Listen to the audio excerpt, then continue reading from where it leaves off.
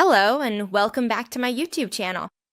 Today we have the case of Becky Watts. It's pretty long, so get comfortable because this is gonna take a while.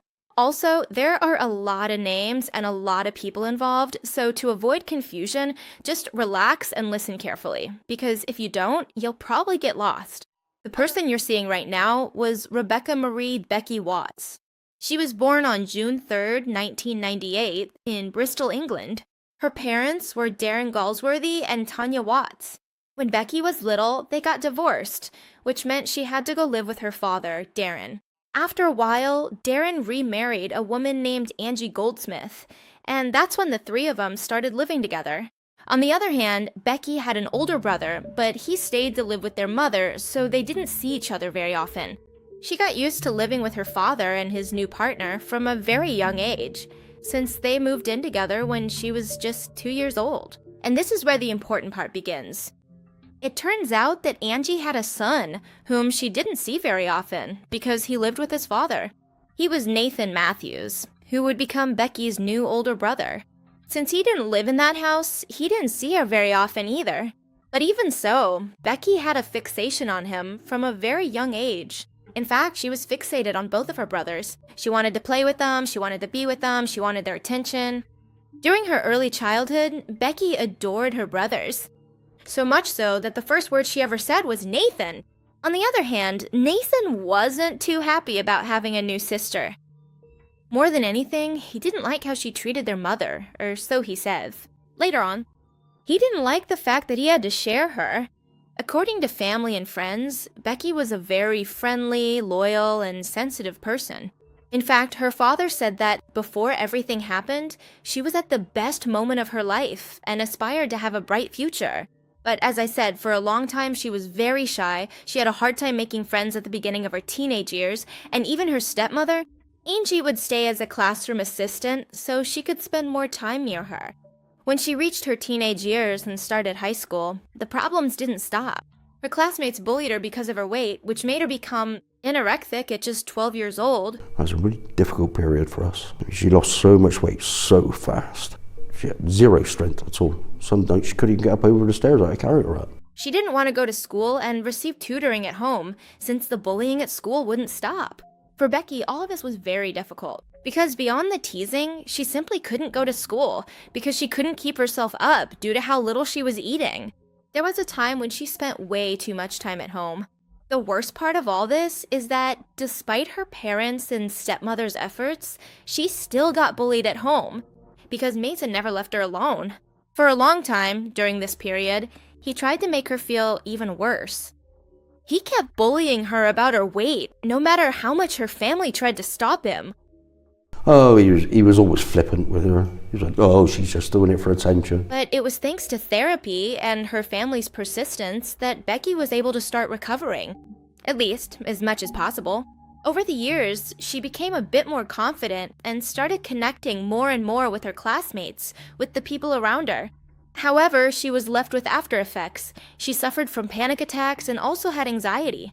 By the time of the events, at 16 years old, Becky had social media, she had good friends, few but good ones, and like any other teenager, she spent a lot of time on social media, which turned out to be important.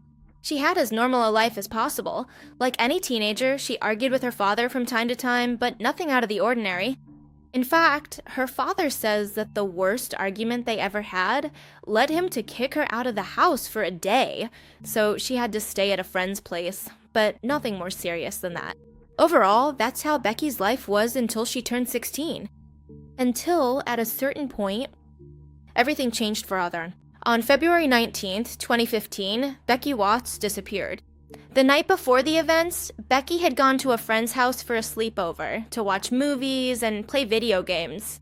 Everything was normal, just like always.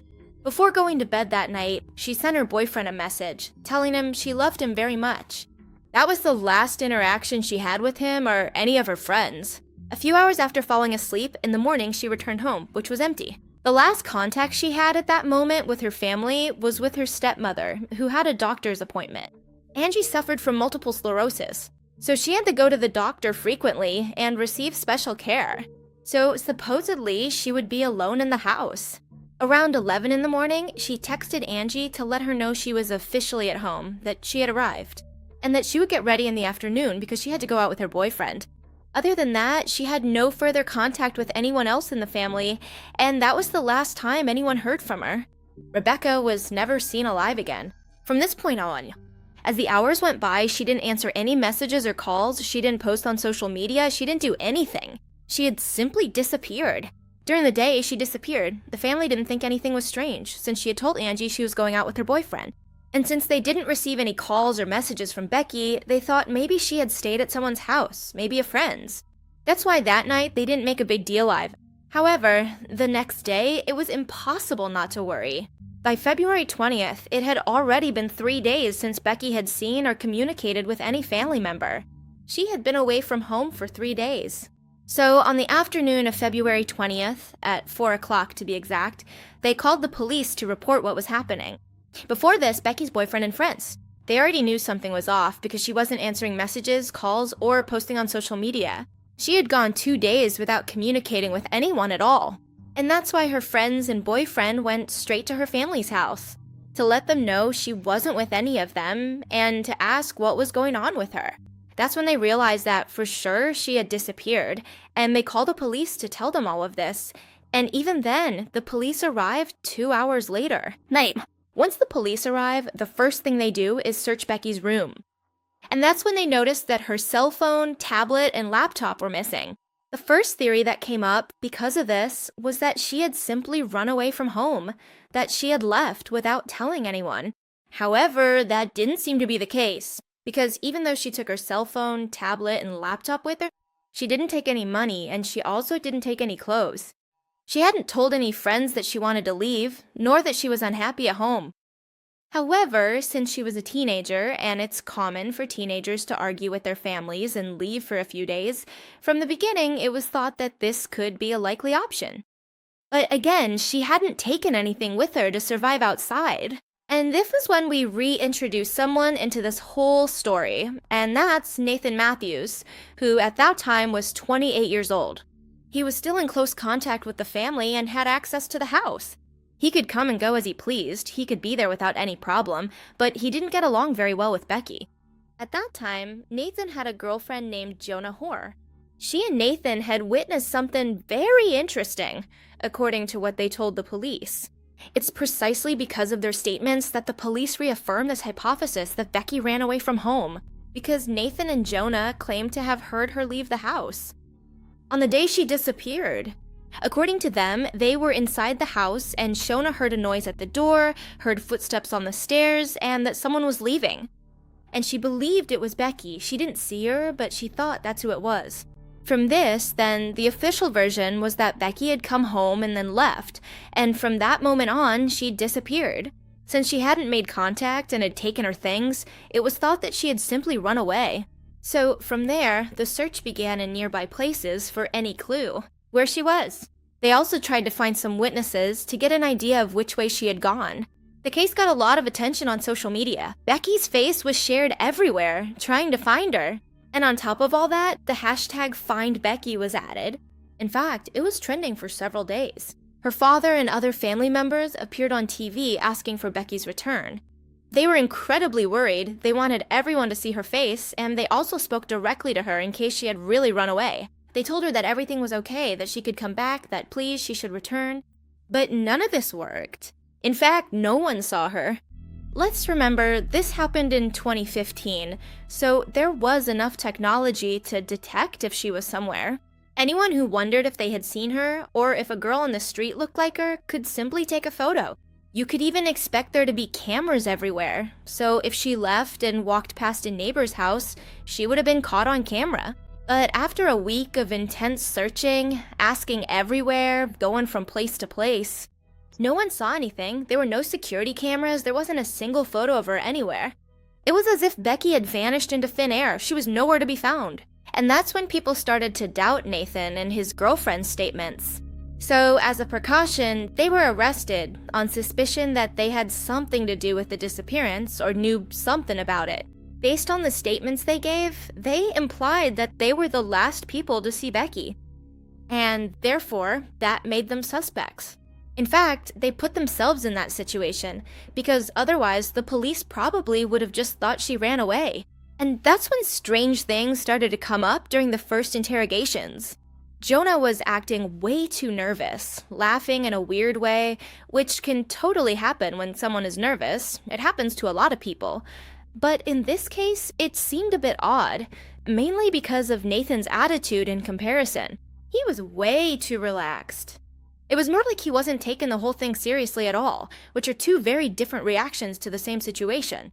In other words, neither of them showed a neutral reaction to the situation at any point. But then the investigators started to notice that, on top of this, the stories they told were perfect, which just doesn't happen. Anyone telling a story can usually make a mistake. That's really common. Even more so when you're nervous. Maybe you'll leave out a detail. Maybe the dates are wrong, the times might be off at first. It's completely normal. However, both stories seemed so perfect that they sounded rehearsed, so considering that these two people could be lying, and also, Becky still hadn't turned up. No one thought that the last confirmed place she had been was her own house, so they searched inside there. That's when they find blood in Becky's room, on the doorframe. Someone had cleaned it, but the forensic team could see it clearly. There was blood that possibly belonged to Becky. Also, on top of this blood, they found fingerprints. And if those fingerprints belonged to Nathan, then there was going to be a big problem. So they call Nathan and his girlfriend back in to testify with this new information. And Nathan starts to reveal just how much he didn't like Becky. It wasn't just that they didn't get along, he actually didn't like her at all. He started saying he didn't like her because she treated his mother badly, that he didn't like how she monopolized her. So much so that he just didn't like her. He talked about how she referred to her, especially since his mother had certain medical issues. He just didn't like her in general, which maybe wouldn't have been a problem in itself if it weren't for the fact that the fingerprint found on top of the blood was Nathan's. Also, the blood test results, they said it was Becky's blood. All of this put him in a pretty questionable situation. What was his fingerprint doing on top of Becky's blood? And that's when the story gets even worse. While they were being interrogated, the police went straight to their house. Nathan and Jonah lived together. And this is what the officers found. The whole house was a mess. The hallways were full of stuff. You couldn't walk. You couldn't live in there. It was honestly very questionable how they even managed to get from one place to another. The kitchen was packed. Every room, including the bathroom on the first floor, was incredibly full of stuff, like it was a storage unit. But it was the bathroom on the second floor that made the police wonder what was going on. This bathroom was completely clean. The whole house was a total mess, and this bathroom was spotless. It was shining. It was so clean. Seeing all that chaos, it made it really suspicious. On top of that, they searched the whole house to see what they could find, and they realized that these two people hadn't thrown away certain receipts that incriminated them even more. What they found were receipts showing that they had bought a circular saw, eye protection, gloves, and masks before Becky disappeared. There was also a lot of video evidence from the places where they bought these things. You can see them on February 19th, 2015, in a supermarket buying certain items. Things like, for example, some batteries that they would later use in a taser, or what in some places is called a stun gun. The day after the disappearance, Nathan can be seen buying the circular saw that appeared on the receipt found at his house. Between February 20th and 22nd, he and his girlfriend are seen on camera buying cleaning products, a lot of cleaning products, that would later be used in that bathroom, which looked incredibly clean. All of this clearly pointed to just one thing. They had to find the girl's body, or get him to confess. Once they knew all these things, once they saw the house from the inside, during the interrogation, they gradually gave both of them some information about what they had found. This was to get them to confess on their own, and this technique worked, because soon after, Nathan confessed everything that had happened. Together with his lawyer, Nathan prepared a whole document explaining everything. Absolutely every detail of what he had done. Finally, he confessed to having killed Becky. However, his confession and the reconstruction of events by the prosecution leave us with two different versions. Let's start with Nathan's confession, talking about what he supposedly did and what he said before the body was found. He explains that he arrived at his mother's house, where Becky lived, on the day she disappeared, February 19th, 2015. He arrives before noon in his car. That means Becky was already there, so the message she sent was real. It was from her. But there's another detail, and that's that his girlfriend was with him. She had gone in the car to Becky's house. At that time, they would often go to the house, since Shauna was Angie's registered caregiver. Therefore, she would go several days a week to help her with household chores. The family would leave a key hidden somewhere outside the house, so they knew where it was and could get in without any trouble. Also, Nathan knew that Becky would be there at that time. Alone, he had brought several things with him. First of all, a large bag in his car, a stun gun, handcuffs, and a mask. You know, normal stuff. According to him, he had been thinking for a while about kidnapping Becky to teach her a lesson for the way she treated his mother, since supposedly this was making her health even worse. According to him, he was doing all of this for and only for his mother. Since there was no one else in the house, this would be the perfect opportunity to give his stepsister a good scare. He went to his car, grabbed the stuff, the bag, the mask, and so on. And he went to Becky's room to scare her. He knocked on her door, and when she came out, he lunged at her with the bag and everything to try to capture her. After a struggle, his mask falls off, and Becky can see his face perfectly. She knows exactly who is attacking her. So, in a moment of panic and fear, he decides to suffocate her. He says he lost control, meaning that he basically didn't want to kill her, that he just got scared, and that's why he killed her. According to him, at this point she was partially inside the bag, so all he had to do was put her completely inside, gather all her things, including her cell phone, tablet, and laptop, put them in the car, and take her away. He did all of that, put everything in the car, and managed to do it without his girlfriend noticing what was happening. Because during all this time, throughout the entire struggle, during all the movements he made, even while cleaning up the blood, Jonah was out in the backyard smoking a cigarette.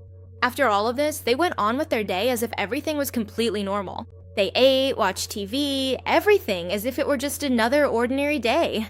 That night, he waited for his girlfriend to fall asleep so he could take the body upstairs to the second floor and start cutting it up to hide it. To keep her from going into the bathroom and discovering what was happening, he locked everything up, started pouring a bunch of cleaning liquids, and said the pipes were completely clogged and he was trying to fix it. Then, after cutting her up, he stored the pieces in different bags, boxes, plastic bags, and so on. And he hid her in the yard of a house with the help of 2 people. All of this happened very close to Becky's house. Finally, on March 3rd, 13 days after her disappearance, Becky's body was found in the yard of a house in the city of Bristol, exactly where Nathan said he had left her. Basically, he says the following, that he tried to kidnap Becky and that in the process, things got out of hand by complete accident. He took her in the car where he hid her. A while later, he brought her up to the second bathroom without his girlfriend noticing and cut her up with an electric saw, without his girlfriend noticing. He goes on to say that he asked 2 people to help him hide the body. Once the body was discovered, the autopsy showed that Becky had been suffocated, which matches the story. And also, the whole part where she was cut up happened between 12 and 48 hours later. However, Nathan's story didn't add up at all. As I said, there were a lot of videos incriminating him, showing him buying things, specifically things for the body, for the bathroom, which clearly gave away the crime. In the first video discovered, Nathan was only seen buying a drain cleaner and a circular saw. And in the second one, he and his girlfriend were buying rubber gloves and cleaning supplies. All of those items were for the bathroom. So all of this, plus what was found on the body, that is the postmortem bruises, as well as the fact that he had taped her eyes and mouth, and that after that he kept hitting her in the face, didn't make it seem like this whole thing was just an accident. Let's set aside for a moment the fact that he hit her by cutting her into pieces, and focus on the point that he was hitting her after she had died. I mean, from that point on, it becomes something very different from an accident or even self-defense or whatever. And on top of all this, there was also the issue that Nathan had said his girlfriend didn't know anything. Throughout the whole story, he portrayed her as a completely innocent person, but there were things he just couldn't defend. Let's suppose she was in on this prank he wanted to pull, that she came to the house knowing she was just gonna scare her, and that she really did go out to the yard to smoke. Just admit. We can assume that, from the yard, maybe she couldn't hear everything that was happening upstairs, that maybe the sound just didn't carry. But the rest of it, no. Nathan had to carry a person's body to the car without her noticing. He had to close up the car, go back upstairs, clean everything, and grab all the stuff. On top of the amount of time the whole encounter took, the whole fight, it's really strange that she didn't notice anything at any point.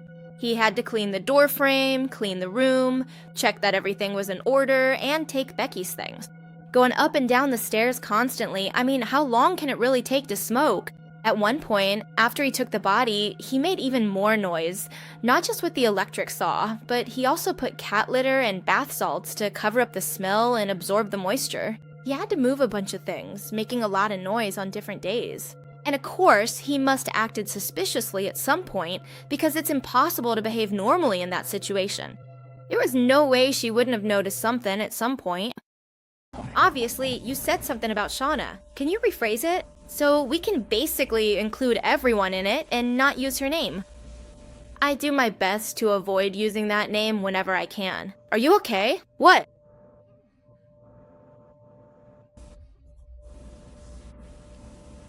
Was the question? About the idea you got. You said it might have been something on TV or that you had a dream.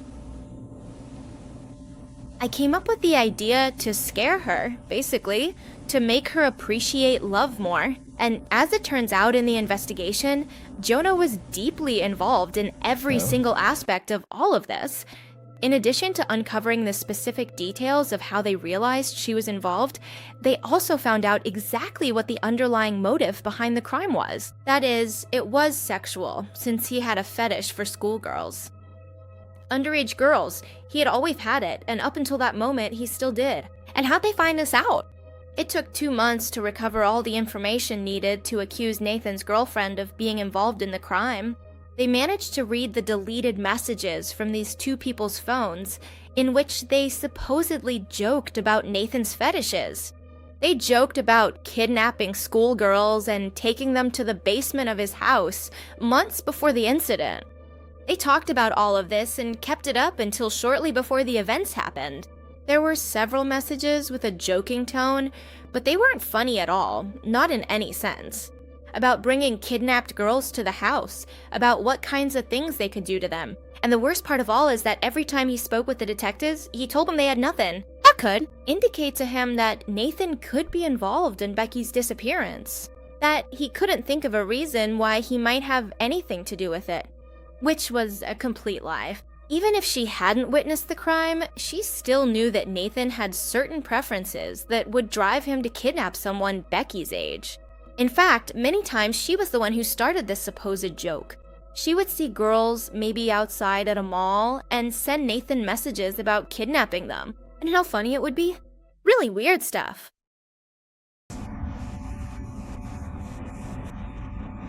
How did you know you had nothing to do with that? I had no reason to be involved in that. And as far as I knew, he was changing. He wasn't as violent, and he would take his kids with him. I didn't see anything in the car. Like I told my sister, I didn't look in the car. It would have been more unusual for me to look in the car. Did you ever worry about leaving him? About him being on his own in the house with Becky? Obviously, he said he was going to kill him, but not in a way that meant he was actually going to go out and kill him. So, again, I'm not sure if it's just been lost in translation or if it's been deeply distorted. He never mentioned wanting to do anything to anyone else, right? Why? Again? I knew he didn't particularly like the two of them. I wouldn't say they hated each other. I never saw him have an argument. Over the past couple of weeks, like I said, I thought they were getting on a bit better. Wouldn't say they were friends or anything like that, but they were getting on a bit better. And with all this, the trial begins on October 6, 2015, and November 11th of that same year. Then, the jury finds Nathan guilty and convicts him of plain homicide, attempted kidnapping, obstruction of justice, and illegal possession of electric pistols, meaning the taser he had to kidnap Becky. Jonah, for her part, is found guilty of involuntary manslaughter, as well as attempted kidnapping and obstruction of justice. Nathan was sentenced to life in prison, and Jonah was sentenced to 17 years in prison, since, in any case, it was still unclear to what extent she had really been involved. On top of all this, 4 more people were charged. James Ireland, Donovan Demetrius, Carl Demetrius, and Jay. Dean Parsons. because all of these were seen as accomplices.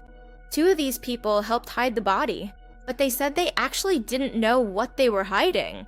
They thought they were actually hiding some kind of illegal substance and therefore didn't ask many questions. They said they were being paid quite a bit and needed the money, but that in any case, they had no idea they were hiding a body. Therefore, all these people were able to reach a plea deal before trial and had their sentences reduced. Even though the case is solved, Becky's father still feels very guilty. Because, according to him, there are several things about Nathan that he took for granted or simply chose to ignore. He saw firsthand every attitude Nathan displayed and couldn't prevent what happened to his daughter.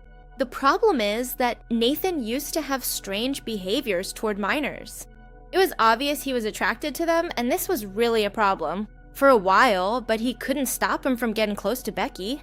One of the first instances when they noticed this problem was when he showed up at the house with his car. And 4 girls inside, who didn't look older than 14. No one knew where these girls had come from or how he had managed to get them in there with him. They didn't even know who they were. Becky's father saw all of this as something strange at the time and forbade him from coming into the house with those girls.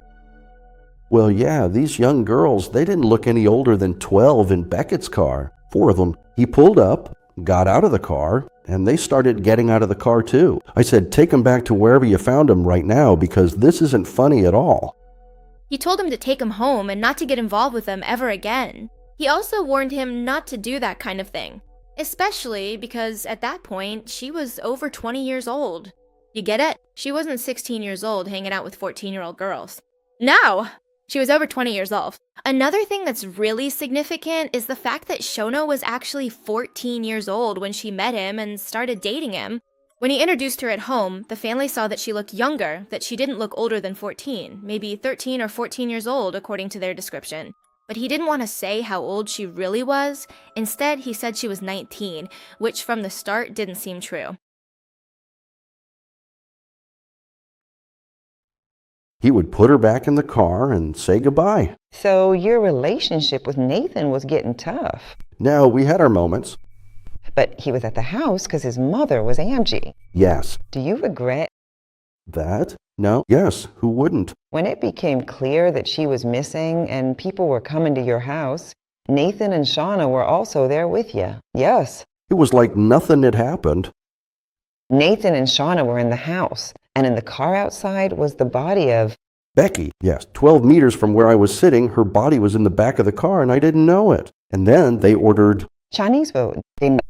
the criminal justice system. You heard that the council said that 2 years earlier, Becky had told a friend that Nathan had described in graphic detail how he planned. To kill her? Yes, that was the first thing we heard. In court. And do you ever think of Nathan now as your son? No. No, I can't. Do you still, Want him dead? in the specific event that should it occur? Whenever they were planning to bring him into the room, I would immediately start to take off my own leather belt. I felt very strongly that no one else in the entire group should be the one to do it. Have to carry that guilt. About Becky, and he could see that at that moment she was only 16 years old, confirming that she was 14 the first time he brought her to the house. At that point, there was nothing they could do because 16 years old is the age of consent in many countries, so it wasn't up for debate. But aside from all this, Becky, at first, when she was having an anxiety attacks, panic attacks, had told her therapist that she was very scared of her brother, of Nathan. However, she never specified why, she never said if there was a particular incident, if he did something to make her afraid of him. She never confessed exactly what had happened or what the reasons behind all of this were. At one point, she confessed to her father and her therapist that she was a little scared because Nathan was so much bigger.